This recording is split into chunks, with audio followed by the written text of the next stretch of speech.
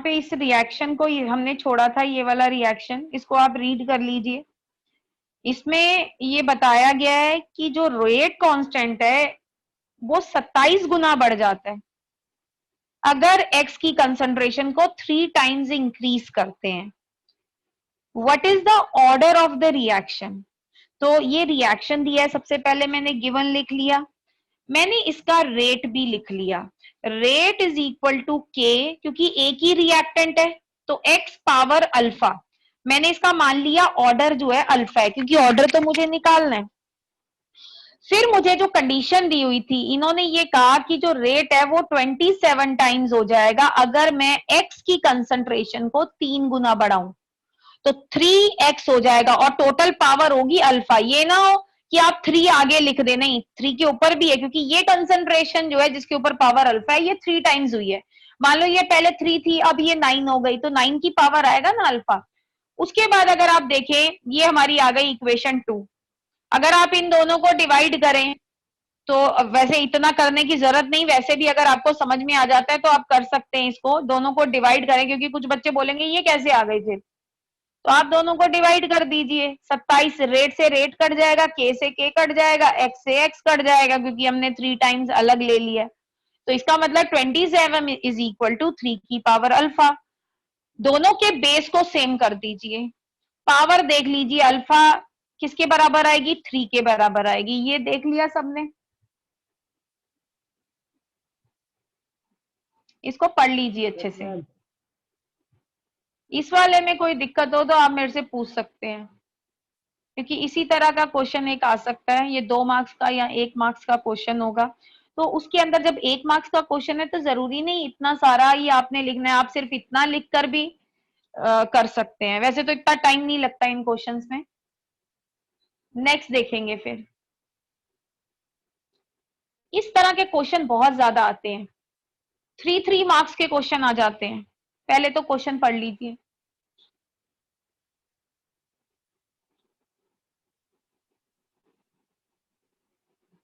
पढ़ लीजिएगा अच्छे से क्वेश्चन। पढ़ लिया क्वेश्चन?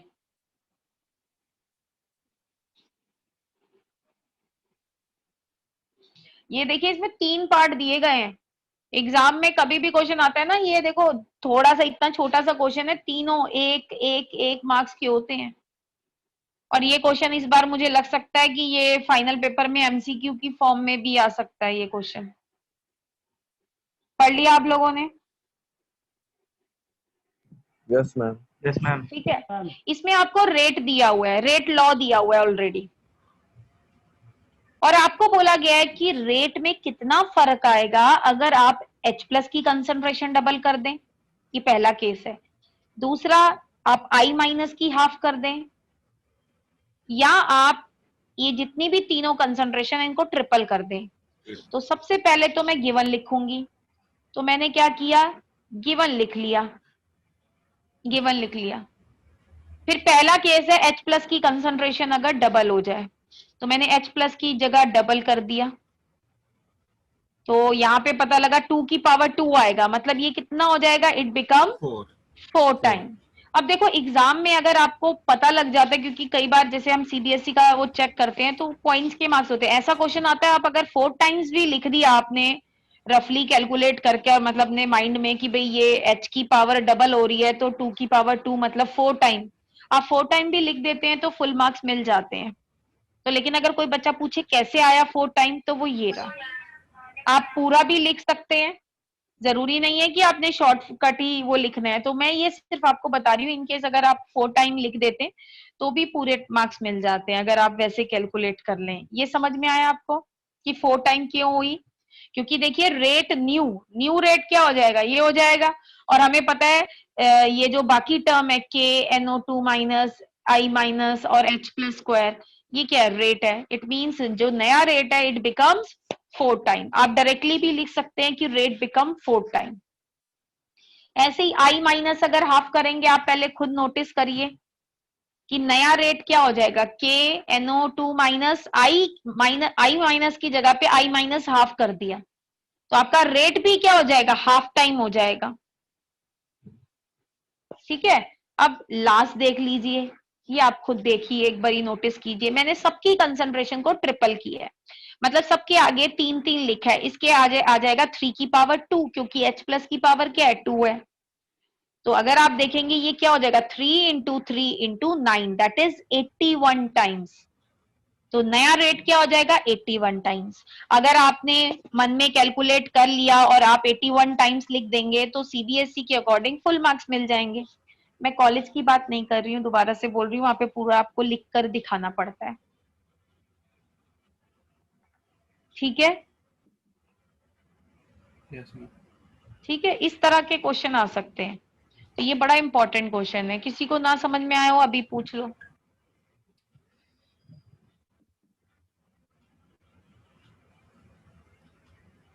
ठीक है, चलिए फिर आगे चलते हैं, ये आपको अभी दे देंगे। ठीक है, अब आप इस क्वेश्चन को ध्यान से पढ़िए, ये हिंट दिया हुआ है, हिंट को चाहे आप बाद में पढ़ लेना।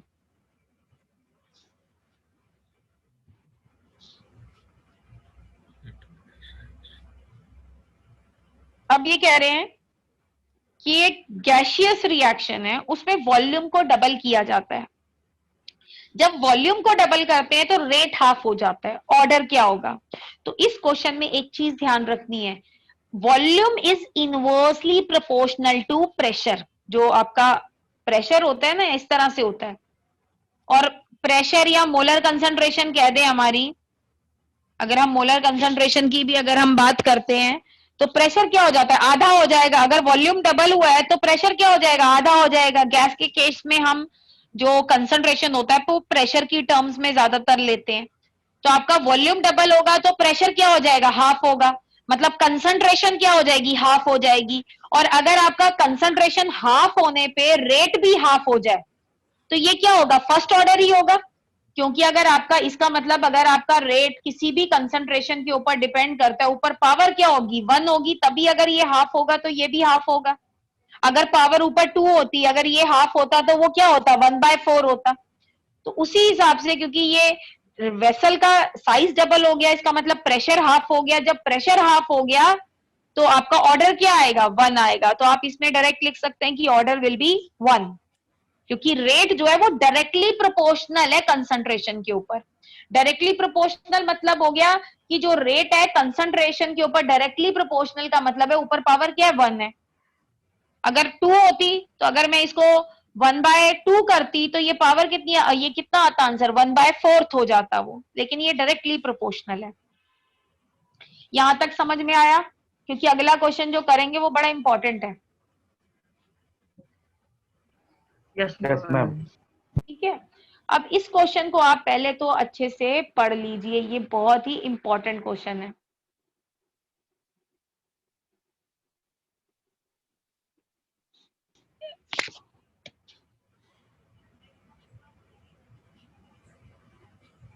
आप लोगों ने इस क्वेश्चन को रीड कर लिया। अब आप ये देखेंगे, इन्होंने एक इक्वेशन दे रखी है, इसका रेट लॉ भी दिया हुआ है, के भी दिया हुआ है, बोल रहे हैं इनिशियल रेट निकालो। अच्छा, इस वर्ड को आप अच्छे से याद रख लीजिए, इनिशियल रेट का मतलब होता है जो मैं स्टार्टिंग में कंसंट्रेशन लेती हूँ ना, जिससे मैं रिएक्शन करना स्टार्ट करती हूँ। इनिशियल रेट को ना R0 से भी लिखा जाता है। और जो इनिशियल कंसंट्रेशन होती है जो मैं स्टार्टिंग में लेके चलती हूँ उसको मैं A0, जैसे यहाँ पे A है तो A0, B0, C0 लिख सकती हूँ। तो इन्होंने बोला इनिशियल रेट निकालिए जब इनिशियल कंसंट्रेशन इतनी है। उसके बाद क्वेश्चन यही खत्म नहीं होता है, इसके बाद इन्होंने कहा है calculate rate of reaction. Rate of reaction तब निकालिए जब ए की कंसंट्रेशन घटकर, रिड्यूस टू का मतलब है फाइनल वैल्यू दे रखी है, इतनी हो जाए। अगर रिड्यूस बाय होता इसका मतलब इतनी कम हो गई तो फाइनल वैल्यू माइनस करके आती। तो ये तो दूसरा पार्ट है, इसको हम बाद में करेंगे। इतना समझ में आया क्वेश्चन कि इनिशियल रेट बोला है। तो मैंने क्या किया, सबसे पहले गिवन लिख लिया, रेट लिख लिया मैंने, के की वैल्यू लिख ली, A0 की कंसंट्रेशन लिख ली, B0 क्योंकि वो इनिशियल कंसंट्रेशन थी तो मैंने ये दिखाने के लिए कि भाई ये इनिशियल है तो मैंने आगे नॉट लिख दिया। और सी नॉट भी लिख दिया। तो इससे मुझे लिखना नहीं पड़ेगा कि दिस इज इनिशियल कंसंट्रेशन। मुझे पहले पार्ट में क्या निकालना है, इनिशियल रेट ऑफ रिएक्शन लिखना है, तो मैंने उसकी इक्वेशन लिख दी, मैंने यहाँ आर नॉट कर दिया।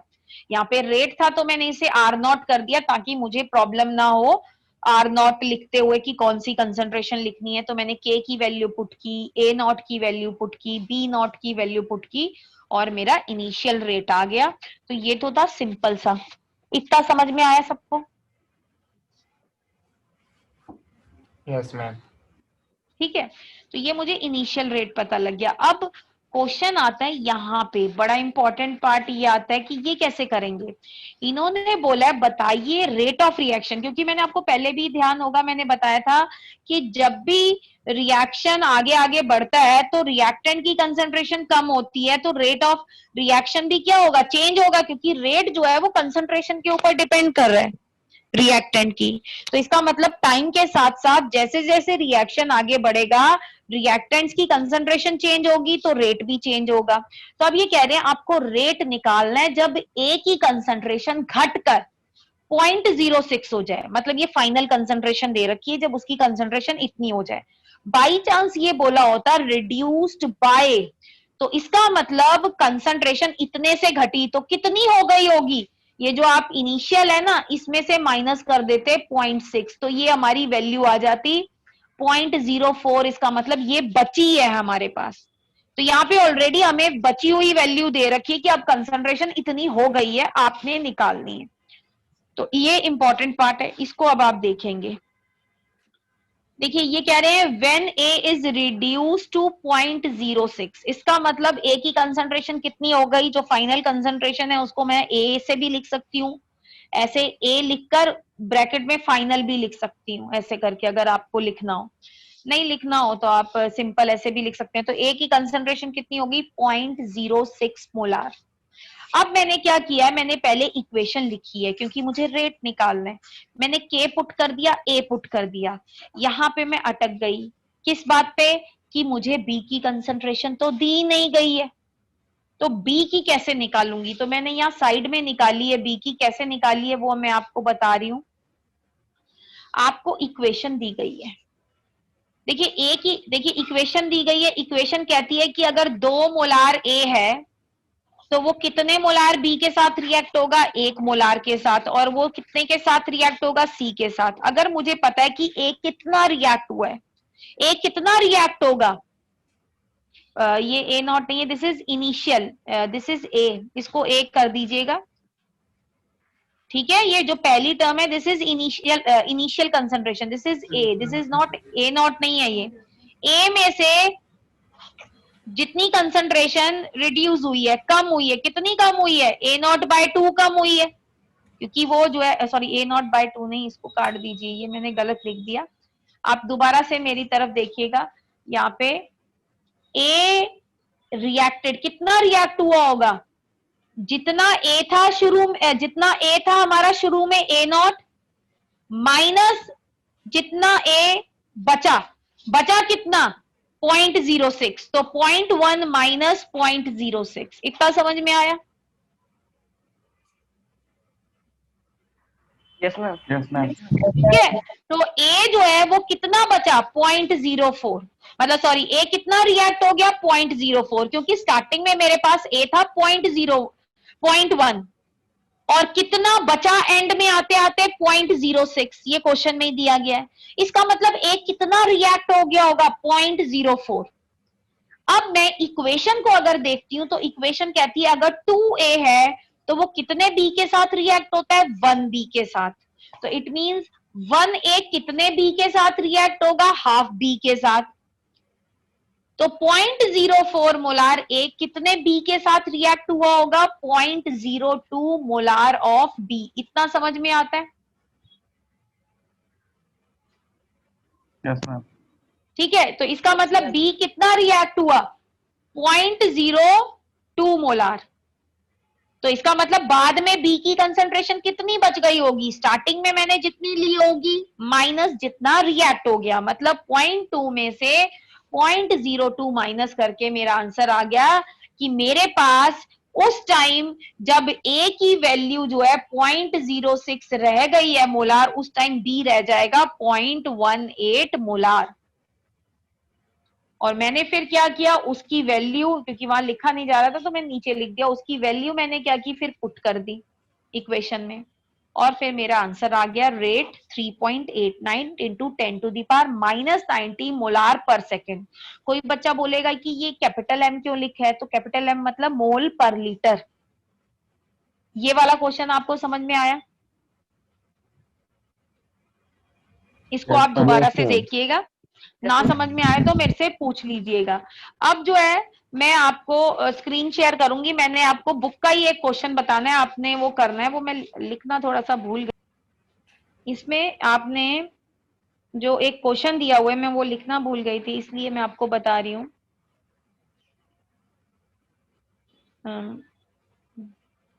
हाँ, क्वेश्चन नंबर 4.9 देखिए, अगर आपको दिख रहा हो। इसको मैं रोटेट करती हूँ, अगर हो जाए, नहीं होगा रोटेट, सॉरी। 4.9 ये वाला क्वेश्चन देखिए। ये क्वेश्चन 3 मार्क्स में आया था। A rate is a reaction is first order in A and second order in B, मतलब with respect to A या with respect to B कह दें। Write the differential rate reaction equation। अच्छा, इसमें ना एक चीज है, डिफरेंशियल रेट इक्वेशन का मतलब आप कहेंगे डी बाय, वैसे तो वही होता है, लेकिन रेट लॉ लिखना चाहिए था, पर अगर पेपर में आता है तो आप इसी तरह से लिखें, आप रेट लॉ ही लिखें। इन्होंने इक्वेशन बोली है कि ये ए के अकॉर्डिंग फर्स्ट ऑर्डर है, अगर आप चाहें तो दूसरी भी लिख सकते हैं माइनस डी ए बाय, लेकिन वो उसके मार्क्स नहीं मिलेंगे, रेट लॉ इसमें लिखना है इसका मतलब। तो देखिए, अगर आप ध्यान दें तो रेट लॉ कैसे लिखेंगे, रेट इज इक्वल टू के, ए की पावर क्या आएगी, यहां देखिए ए का ऑर्डर क्या है 1, बी की पावर क्या आएगी 2। तो ये आपके फर्स्ट पार्ट का आंसर हो जाएगा। ये सबको समझ में आया? Yes, ma'am. Ma'am. ठीक है। Yes, ma'am. अब इसके अंदर अगर आप देखें, इसका सेकंड पार्ट देखें। सेकंड पार्ट ये कह रहा है कि आपको रेट निकालना है कि रेट पे कितना असर होगा अगर बी की कंसंट्रेशन क्या हो जाए, 3 टाइम्स हो जाए। तो यहाँ बी की कंसंट्रेशन के ऊपर पावर क्या है, 2 है, तो हम कह देंगे कितना हो जाएगा 9 टाइम्स। तो अगर आप 9 टाइम्स भी लिख देते हैं तो आपको अब समझ में आ गया, फुल मार्क्स मिल जाएंगे। 9 टाइम कैसे निकाला, पावर 2 है तो 3 की पावर 2, 9 हो गया। Yes, ma'am. अब उससे, हाँ, उससे अब अगला देखें आप। उससे अगले में कह रहे हैं कि आपको रेट निकालना है जब कंसंट्रेशन और ए और बी की डबल हो जाए। तो रेट हमारा था के, ए की पावर 1, बी की पावर 2, मतलब दोनों की कंसंट्रेशन डबल हो जाए। तो ये क्या आ जाएगा, ए 2 का plus तो 4, 2 आ 8. जाएगा, 2 इंटू 2 की पावर 2, मतलब कितना आ जाएगा 8 टाइम्स। 8. इतना समझ में आया सबको? Yes, ma'am. Yes, ma'am. ठीक है, 8 टाइम्स कैसे हो जाएगा? तो ये जो क्वेश्चन है ना, ये जरूर करिएगा, क्योंकि ये पेपर में 3 मार्क्स का आया था। 3 और मतलब 5 मार्क्स में था ये क्वेश्चन। तो ये जो ऊपर वाला पार्ट था वो 3 मार्क्स का था, नीचे वाला जो था वो 2 मार्क्स का था।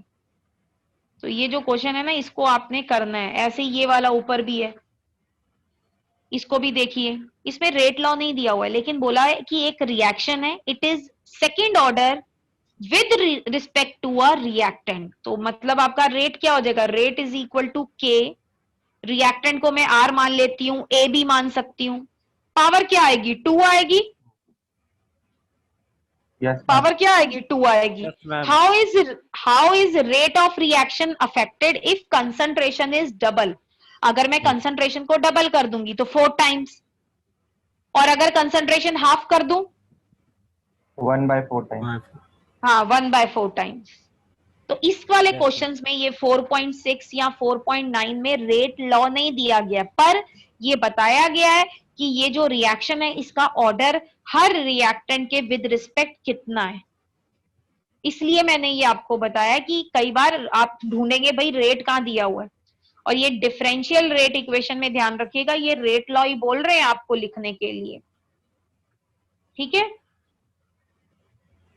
समझ आ गया? Yes, ma'am. Yes, ma'am. ठीक है, अब हम जो है आज का एक रिएक्शन में क्या फर्क होता है, एक मिनट रुकिएगा। अब इसके अंदर मैंने आपको बोला था कि आप कुछ पढ़ के आएंगे, तो ये देखिए ये वही क्वेश्चन है जो आज हमने करे हैं ना, ये वाले, एक मिनट, ये वाले, ये तीनों वही क्वेश्चन है जो हमने किए हैं। तो ये नीचे वाला भी वही सेम क्वेश्चन है, ये जो थर्ड वाला है कर लिए मैम। उसके बाद, है ना, ये पूरा कर लिए थे आपने। तो मैंने आपको बोला था ये ऊपर वाले वही हैं जो हमने करे थे। तो ये मैंने बोला है difference between rate constant and reaction rate. तो अगर आप देखें, रिएक्शन जो रेट ऑफ रिएक्शन होता है उसकी यूनिट क्या होती है, फिक्स होती है, मोल पर लीटर पर सेकेंड। लेकिन जो रेट कांस्टेंट है, जो स्मॉल की है, इसकी यूनिट क्या फिक्स है? No, क्या ma'am. इसकी यूनिट, नो, इट order पे डिपेंड्स depend ऑन करती है। Order of reaction. तो मैंने दूसरा पॉइंट ये लिख दिया। तीसरी चीज, सॉरी सेकंड पॉइंट, जो रेट ऑफ रिएक्शन है वो टाइम के ऊपर, हर टाइम पे, at any instant of time depend on concentration of reaction. जो रेट है ना आपका, वो हर समय किसके ऊपर डिपेंड करता है? कंसंट्रेशन के ऊपर डिपेंड करता है, रिएक्टेंट की कंसंट्रेशन के ऊपर। जबकि हमने के पढ़ा था कि अगर टेम्परेचर सेम होता है तो किसी भी रिएक्शन के लिए के की वैल्यू सेम रहती है। तो लिखा है does not depend on the concentration of reactant. तो ये 2 पॉइंट हो गए। अब आप कहेंगे तीसरा पॉइंट, वैसे तो पहले यही तीन दोनों याद कर लेंगे क्योंकि 2 मार्क्स में आता है, तो 2 पॉइंट लिख दीजिए। तीसरा पॉइंट है डेफिनेशन। रेट ऑफ रिएक्शन क्या होता है? Change in concentration of reactant and product with time या पर यूनिट टाइम। और रेट कांस्टेंट क्या होता है? इट इज इक्वल टू, ये क्या है? It is the constant of proportionality in rate law equation, या इसको हम ये भी बोल सकते हैं, it is rate of reaction when molar concentration of each reactant is unity. तो इसके नीचे वाले 2 पॉइंट याद कर लीजिएगा। ये एमसीक्यू में भी आ सकता है कि भाई क्या रेट कांस्टेंट जो है इनमें से किसके ऊपर डिपेंड नहीं करता? तो रेट कांस्टेंट जो है वो कंसंट्रेशन ऑफ रिएक्टेंट के ऊपर डिपेंड नहीं करता, टेम्परेचर के ऊपर डिपेंड करता है। और ठीक है, और नेचर ऑफ रिएक्शन के ऊपर डिपेंड करता है कि आप कौन सा रिएक्शन यूज कर रहे हैं। ठीक है, ये आप ये एमसीक्यू में ना आ सकते हैं। और ये मत सोचिए कि मैंने एमसीक्यू में अगर कोई क्वेश्चन नहीं दिया तो वो नहीं आएगा पेपर में। तो पेपर में कोई भी आ सकता है। इतना समझ में आता है सबको? Yes, ma'am. ठीक है, अब आता है मॉलिक्यूलैरिटी। थोड़ा सा कोलाइडल थियरी से रिलेटेड है। कोलाइडल थियरी वो ये कोलाइडल कह रही हूँ, कोलिजन थियरी। कोलिजन थियरी ये कहती है कि रिएक्शन कब होता है? जब रिएक्टेंट के मॉलिक्यूल, जैसे ए मान लो, बी मान लो, ये आपस में जब टकराते हैं ना तो केमिकल रिएक्शन होता है। बाद में कोलिजन थियरी ने ये कहा कि टकराना ही जरूरी नहीं है, इनकी 2 कंडीशन होनी चाहिए। एक एनर्जी भी, इस एनर्जी से कम इतनी एनर्जी होनी चाहिए तभी रिएक्शन होगा। और दूसरा था ओरिएंटेशन का, उसको हम डिस्कस नहीं कर रहे हैं। हम ये कह रहे हैं कि जब मॉलिक्यूल्स आपस में कोलाइड करते हैं तो रिएक्शन होता है। तो मॉलिक्यूलैरिटी का मतलब होता है कितने मॉलिक्यूल एक साथ कोलाइड करें। मतलब मान लो ए, बी, सी एक साथ कोलाइड करें ताकि रिएक्शन हो, तो मॉलिक्यूलैरिटी कितनी होगी? 3। अगर एक और 2 मॉलिक्यूल कोलाइड करें, ये मॉलिक्यूल भी हो सकते हैं, आयंस भी हो सकते हैं, एटम्स भी हो सकते हैं। सो नंबर ऑफ एटम्स और आयंस और molecules that must collide with one another simultaneously so as to result into a chemical reaction is called molecularity। ये समझ में आया? कितने मॉलिक्यूल एक टाइम में एक दूसरे के साथ टकराएं, कोलाइड करें ताकि केमिकल रिएक्शन हो, उसे हम क्या बोलते हैं? मॉलिक्यूलैरिटी। इतना समझ में आता है? Yes, ma'am. ठीक है, अब एक 2 वर्ड आते हैं। एक आता है सिंपल रिएक्शन या एलिमेंट्री रिएक्शन, और एक वर्ड आता है कॉम्प्लेक्स रिएक्शन। सिंपल रिएक्शन किसको बोलते हैं? जो सिंगल स्टेप में होते हैं। मतलब 2 मॉलिक्यूल आपस में टकराए और जो है रिएक्शन हो गया, एक ही स्टेप में होंगे। लेकिन जो कॉम्प्लेक्स रिएक्शन होते हैं वो 2 या 2 से ज्यादा स्टेप्स में होते हैं, कि मतलब पहले 2 मॉलिक्यूल्स आपस में टकराए, कोई सब्सटेंस बना, उसके बाद वो उसका रिएक्शन किसी और के साथ हुआ और बाद में प्रोडक्ट बने, तो वो सिंगल स्टेप में नहीं होते, वो 2 या 2 से ज्यादा स्टेप्स में होते हैं। तो एक पॉइंट ये कह रहे हैं जो डिफरेंस में काम में आएगा, क्योंकि ऑर्डर और मॉलिकुलैरिटी का डिफरेंस आता है, तो 2 मार्क्स में आ जाता है डिफरेंस, कई बार 3 मार्क्स में भी आया हुआ है ये क्वेश्चन। याद रखना है आपने, जो मॉलिकुलैरिटी है it has meaning for elementary reaction. जो रिएक्शन एक स्टेप में होते हैं ना मॉलिकुलैरिटी का, उसके लिए मतलब है। लेकिन अगर आप कॉम्प्लेक्स रिएक्शन की बात करें, पूरे रिएक्शन की बात करें कॉम्प्लेक्स की, तो molecularity does not have any meaning. क्यों नहीं होता वो भी आपको बता देंगे। हाँ, अगर आप कॉम्प्लेक्स रिएक्शन में मान लीजिए 10 स्टेप्स हैं, तो 10 स्टेप्स की आप, क्योंकि 10 स्टेप्स आपस में अपने आप में एक एलिमेंट्री स्टेप है, तो 10 स्टेप्स की मॉलिकुलैरिटी आप अलग अलग बता सकते हैं, लेकिन पूरे कॉम्प्लेक्स रिएक्शन की मॉलिकुलैरिटी आप नहीं बता सकते। इतनी बात समझ में आई कि एक सिंगल स्टेप की मॉलिकुलैरिटी बता सकते हैं, लेकिन अगर ऐसा रिएक्शन हो जिसमें जो 100 स्टेप से या 5 स्टेप से मिलके बना हो, मोर देन जो है 1 स्टेप में होता हो, तो उसकी ओवरऑल मॉलिकुलैरिटी हम नहीं बता सकते। हर स्टेप की बता सकते हैं लेकिन ओवरऑल नहीं बता सकते। ये पॉइंट समझ में आता है? मैं बहुत धीरे करा रही हूँ इसीलिए, क्योंकि ये जो है बड़ा इंपॉर्टेंट है, एमसीक्यू में आ सकता है। अब ये कह रहे हैं आप बात करें एलिमेंट्री रिएक्शन की। अच्छा, ये कराने से पहले एक चीज आपको ध्यान होगी, मैंने कहा था कि रेट इज इक्वल टू के ए की पावर अल्फा, ऐसे मैंने बोला एक और रिएक्टेंट ले लो बी की पावर बीटा। आपको ध्यान होगा मैंने कहा था कि ये जो ऊपर अल्फा या बीटा है, ये ऑर्डर है, ये स्टिकियोमेट्रिक कोफिशिएंट के बराबर हो भी सकता है और नहीं भी हो